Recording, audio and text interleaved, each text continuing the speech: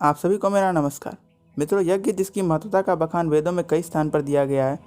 यहाँ तक कि यज्ञ को सुप्रीम गॉड की उपासना व उसकी ऊर्जा के समझने व रियलाइज करने का उत्तम मार्ग बताया गया है।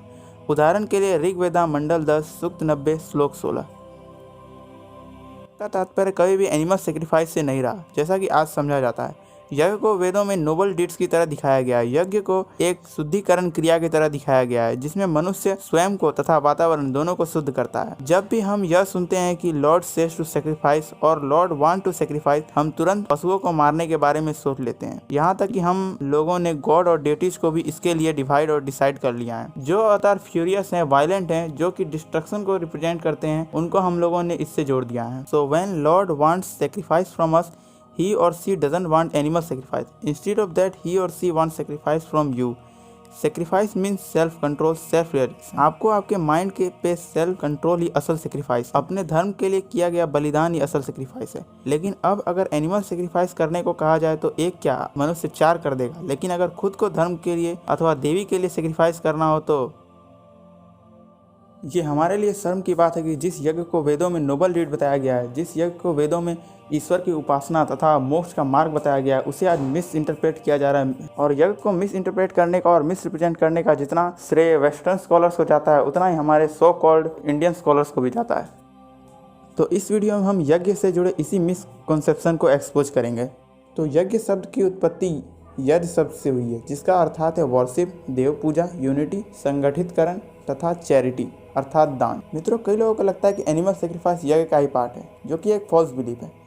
मित्रों, यज्ञ को वेदों में अधवर कहा गया, यानी नॉन वायलेंट। मित्रों, कुछ भी शुरू करने से पहले मैं चाहता हूं कि आप इस अधवर इस शब्द पर ध्यान दें। इसको वेदों के में यज्ञ के साइनोनिम और एडजेक्टिव यानी कि पर्यायवाची और विशेषण के रूप में इस्तेमाल किया गया है। इसे वेदों में कई जगह पर इस्तेमाल किया गया है, जैसे कि ऋग्वेदा, अथर्ववेदा और इत्यादि। मित्रों, अधवर का मतलब होता है विथआउट वायलेंस, लेकिन कुछ लोग इसका कुछ और मतलब लेते हैं। तो अधवर का एक्चुअल मीनिंग विथआउट वायलेंस है। ये प्रूव करने के लिए मैं आपको निरुक्त का ये श्लोक दिखाता हूँ। अध्वरित यज्ञ नाम ध्वरित हिंसा कर्मा तत्प्रतिषेध, अर्थात वी कॉल यज्ञ एज अधवर।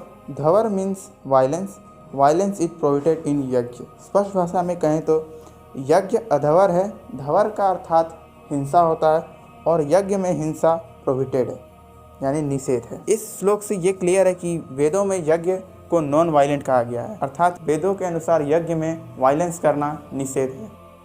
आइए वेदों से भी यज्ञ के अधवर होने का रेफरेंस देख लेते हैं।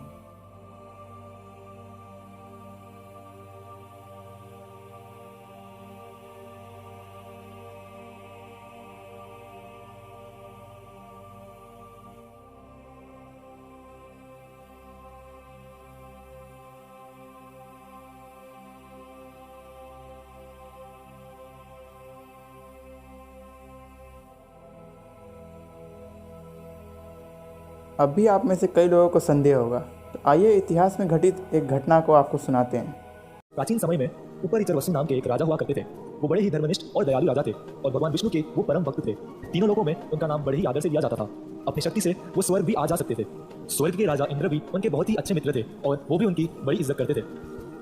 एक दिन इंद्र ने विश्वजीत यज्ञ शुरू किया और यज्ञ में बलि चढ़ाने के लिए कई निर्दोष पशुओं को लाकर बांध दिया। सभी देवता पशुओं का भोग करने के लिए बड़े ही उत्सुक थे। तब वहां पर महर्षि पधारे। देवताओं ने महर्षियों का बड़े ही सम्मान से स्वागत किया और उन्हें आसन पर बिठाया। पशुओं की चिल्लाने की आवाज सुनकर महर्षि इंद्र से पूछने लगे कि इन पशुओं को यहाँ पर क्यों बांध रखा है। तो इंद्र ने कहा कि इन पशुओं की यहाँ पर आज बलि चढ़ने वाली है। ये सुनकर सारे महर्षि बोल उठे कि वेदों में हिंसा में यज्ञ करना तो वर्जित है, हिंसा धर्म के विरुद्ध है। तो देवताओं ने कहा कि शास्त्रों में लिखा है मध्य नाजैन, यानी कि अज से यज्ञ करना चाहिए और अज का मतलब होता है पशु या बकरा। वास्तव में अज इस शब्द के संस्कृत में 2 अर्थ होते हैं, एक होता है पशु और एक होता है धान्य या अनाज। ऋषियों का कहना था कि इस श्लोक में अज का मतलब होता है धान्य और धान्य से ही यज्ञ करने चाहिए, ना कि पशुओं से। बस इसी बात पर ऋषि और देवताओं के बीच में विवाद चल रहा था। तब उसी समय वसु राजा घूमते घूमते स्वर्ग में पधारे। इसलिए ऋषियों ने उन्हें पूछना ठीक समझा। ऋषियों ने राजा को सारी बातें बताई। उनको कहने लगे कि आप तो बड़े ही धर्मवान हैं और बड़े ज्ञानी हैं, आपने कई सारे अहिंसा में यज्ञ भी किए हैं, इसलिए आप ही बताइए। देवताओं का कहना है कि अज का मतलब होता है पशु और पशु की हिंसा करके यज्ञ करने चाहिए, और हमारा कहना है कि अज का मतलब होता है धान्य और धान्य से ही यज्ञ करने चाहिए। तो अभी आप ही बताइए कि हम में से कौन सही है। तब इंद्र वसु राजा के बहुत ही अच्छे दोस्त होने के कारण राजा ने उनका पक्ष लेते हुए कहा कि यज्ञ में पशुओं की ही बलि चढ़ानी चाहिए और अज का मतलब पशु ही होता है। जैसे ही उन्होंने अधर्म से भरा ये झूठा वाक्य कहा, वो ठीक उसी समय स्वर्ग से गिरकर धरती पर आ पड़े और उनको दूसरा जन्म भी लेना पड़ा। ये चरित्र स्कंद पुराण के विष्णु खंड के श्री वासुदेव महात्म्य में 6ठे अध्याय में लिखा गया है। इसके अलावा मत्स्य पुराण, वायु पुराण और तो और महाभारत में भी इसका उल्लेख है। अगर वेदों में हिंसामय यज्ञ की सीख दी होती तो इन शास्त्रों में वसु राजा का ये प्रसंग क्यों लिखा होता।